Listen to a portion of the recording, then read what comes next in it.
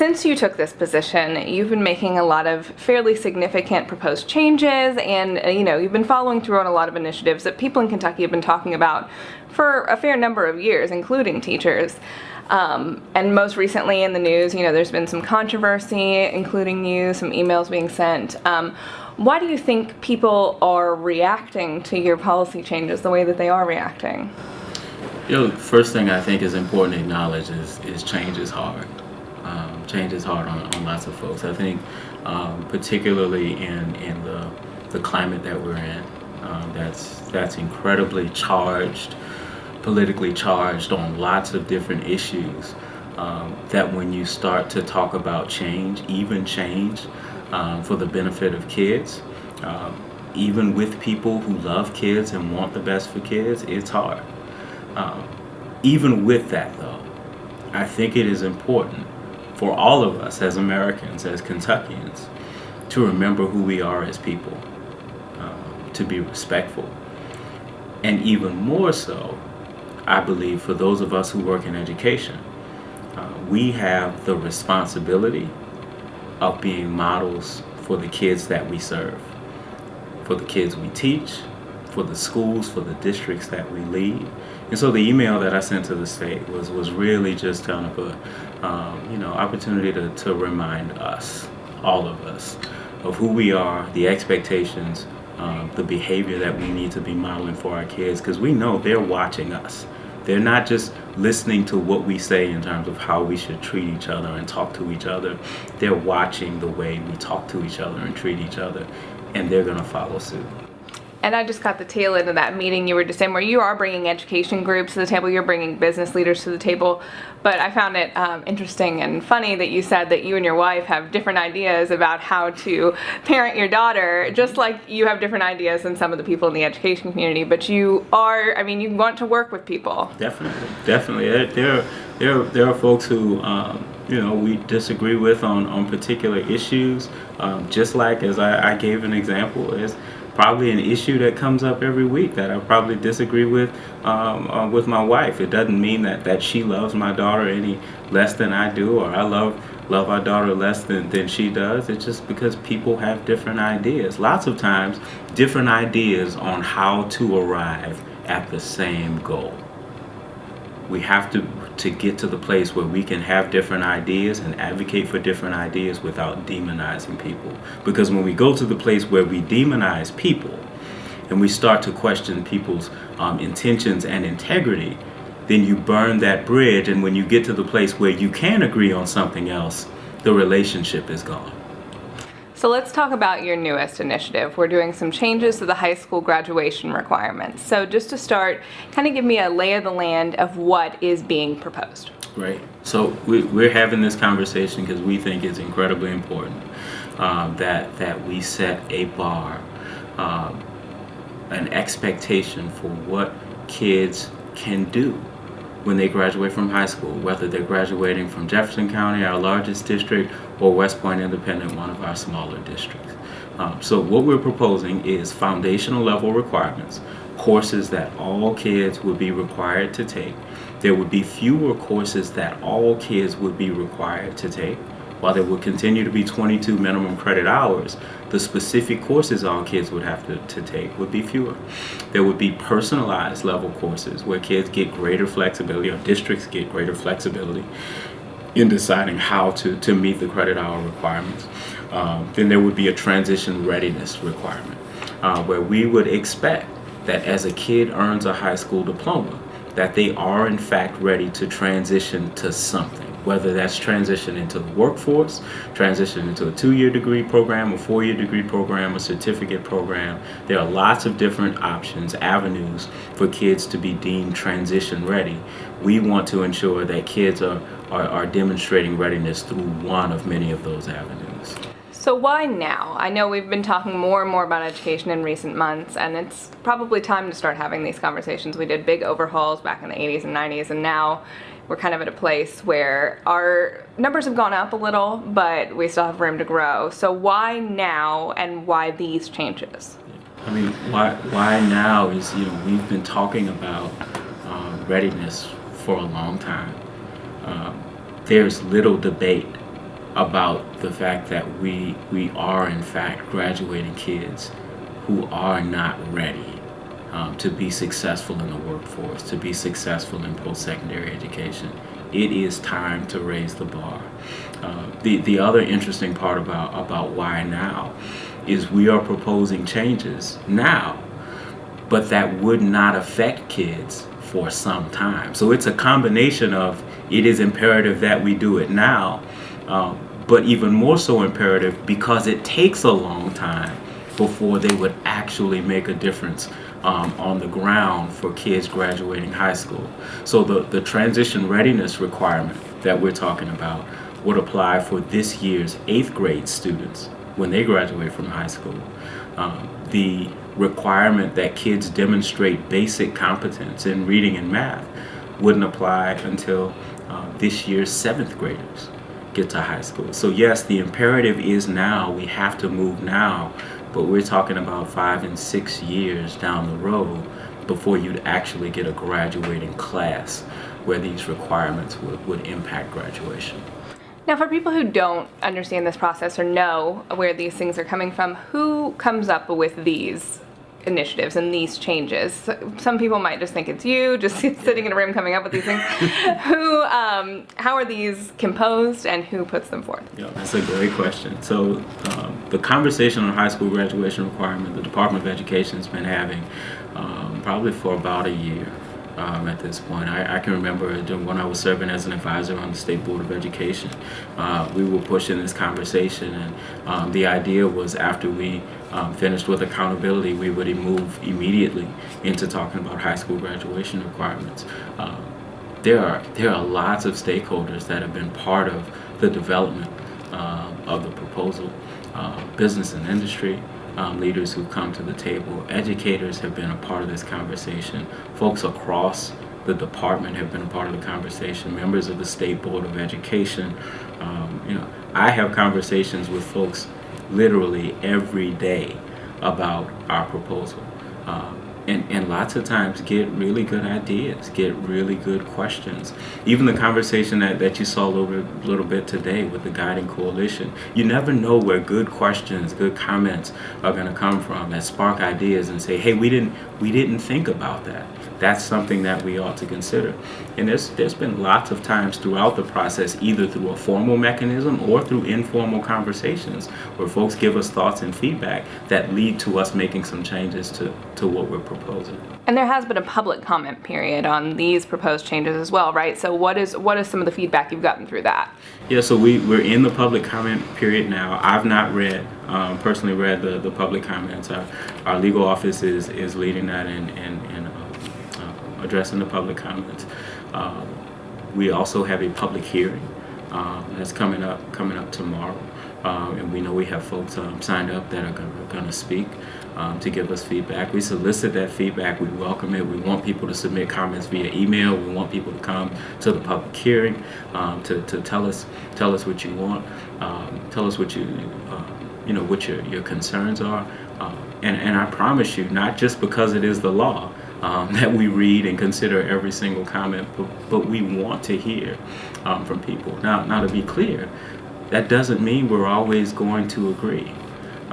You witnessed a little bit of a conversation today where there's some disagreement on the requirement that we're proposing that kids demonstrate basic competence in reading and mathematics. To be frank, it surprises me that such a requirement is as controversial as it is. The expectation that kids be able to demonstrate basic competence in reading and math, that's been unfortunately misconstrued, and that folks have said they're proposing that kids pass the 10th grade reading and math assessment or they can't graduate high school. Well, that's not exactly what the proposal says. The proposal says kids would take the reading and math accountability assessments. That's a part of the accountability system. The same tests that they would be taking, whether we were talking about high school graduation requirements or not.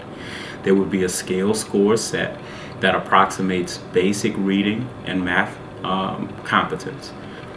Either the kids could meet that scale score, or They could demonstrate through a portfolio process, if they don't meet that scale score, demonstrate through a portfolio that they have basic competence in reading and math, and submit that to their local superintendent.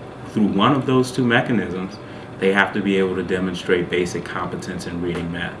Everybody doesn't think that's a good idea, right? Some folks think that's an unreasonable expectation, it's an unreasonable requirement, that it holds kids accountable in a way that we ought not hold kids accountable. I can respect the fact that we're going to receive lots of feedback and lots of comments from folks that think that's not a good idea. I want you to continue to send that to us, continue to tell us about your outrage or your disappointment that we're proposing something like that. To be frank, I don't think it's likely on that somebody's going to convince me that it's not a good idea to expect that kids can demonstrate basic competence in reading and math either through an exam or demonstration through a portfolio. But you never know. Maybe somebody will make an argument that we'll hear, that will resonate and say, we never thought about it that way. I'll be honest and tell you I don't think that's likely, but please continue to talk to us. So stakeholders, public comments, those have all been part of the process.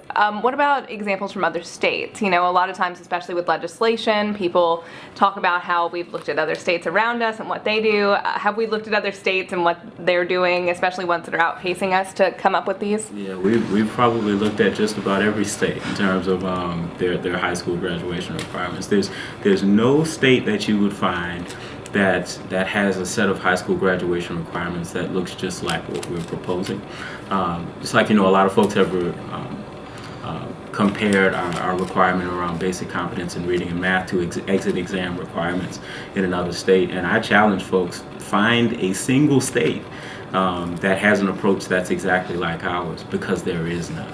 What we've done is we've taken elements that we've seen as successful in other places, things that we like from other places, thought about what they might look like in a Kentucky context, incorporated those here, but then also learned from what the research literature says. There's pretty good research literature on exit exam requirements, for example. One of the things that it concludes that is that the requirements across states are so different. There are no two states that have exit examination requirements that are similar enough really to make generalizations across states. But one of the things we do find is that sometimes there are differential impacts for certain populations of students, particularly low-income kids, particularly low-income kids of color. It's one of the reasons why we built into the proposal the demonstration of reading and math competence can come either through the scale score on the assessment or through demonstration on a portfolio. It's one of the things we learn from the research. We learn from other states, we incorporate into what we're doing. The other thing we've learned from the research is many states with exit exam requirements, those exit exams go across lots of different subject areas. So most states, they test kids in reading, math, science, and social studies, and have either requirements that kids pass minimum on all those or accumulate a certain number of points based on their scores on those exams. The particular challenges usually come with science and mathematics. We've decided that we want to focus just on reading and math. And rather than have that as a high bar, at least to start with, we wanted to start with basic competence. Because one of the challenges as well with the differential impact, disproportionate impact on low-income kids of color is with states that set really high bars in terms of what they're expecting kids to start with. So we wanted to start with basic competence. We wanted to give multiple ways for kids to be able to demonstrate that. We've learned quite a bit from the experience of other states, from the research literature that's out there. It continues to inform our proposals and really everything that we're doing.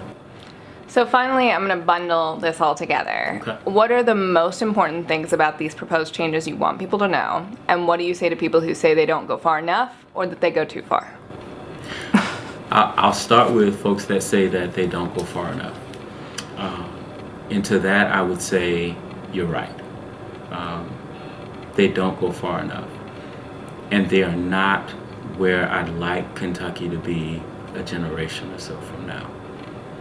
But I think they're an incredibly important first step.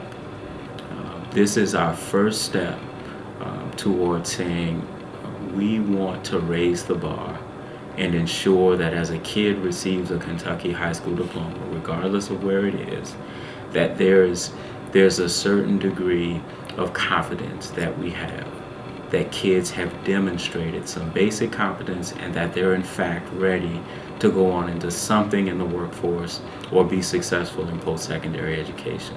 That's not something we currently have. With our current requirements, even with the expectation that kids are successfully completing Algebra 2, we're only sending about 60% of our kids into post-secondary education.